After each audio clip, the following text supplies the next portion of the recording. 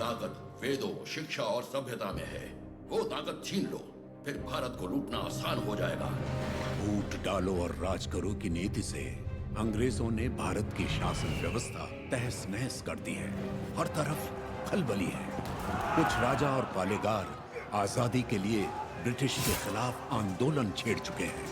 हम जानते हैं कि पहला स्वतंत्रता संग्राम 1857 का सैनिक विद्रोह था, जिसमें झांसी की रानी लक्ष्मीबाई ने बहुत बड़ी भूमिका निभाई।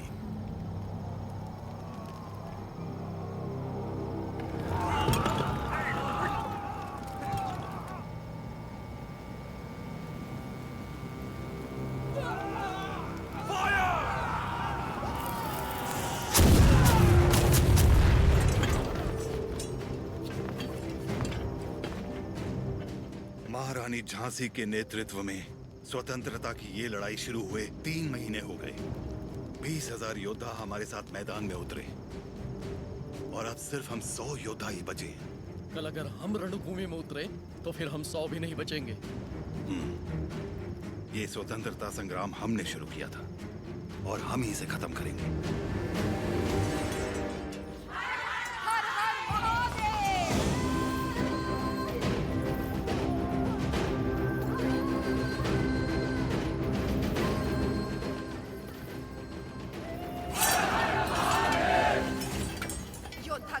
भी जाए तब भी हाथ से तलवार नहीं छूटनी चाहिए।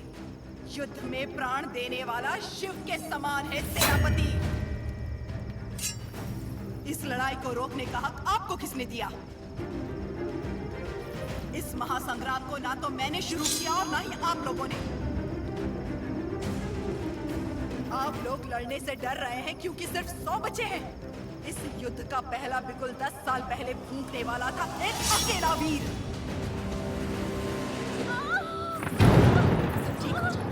इस ब्रिटिश साम्राज्य की जड़ें हिला देने वाला योद्धा एक ही था।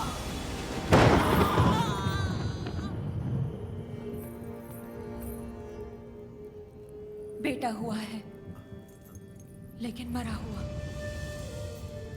उसका जन्म ही एक महायुद्ध था और उस युद्ध में वो मृत्यु को मार के विजयी हुआ।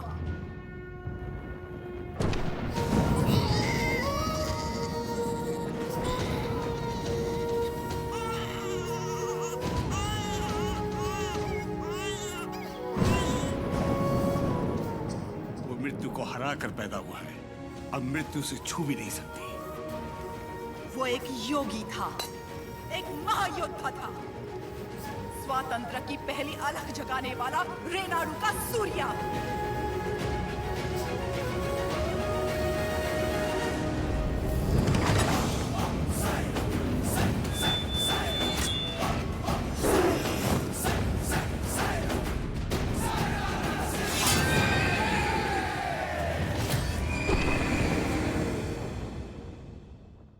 नोसम के पालेगार जयरामी रेड्डी ने अपनी दोनों बेटियां उయ్యాలవాడ के पालेगार मल्ला रेड्डी से ब्याही थी।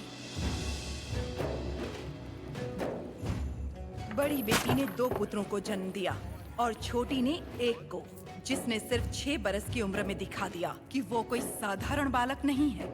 उन दिनों सीमा में भीषण अकाल पड़ा था। वर्षा के लिए यज्ञ करना था। यज्ञ में मज्जारी के किसी वंशज को जगन्नाथ पर्वत पे दीप प्रज्वलित करना था। इस विधान के लिए नरसिम्हा रेड्डी को चुना गया।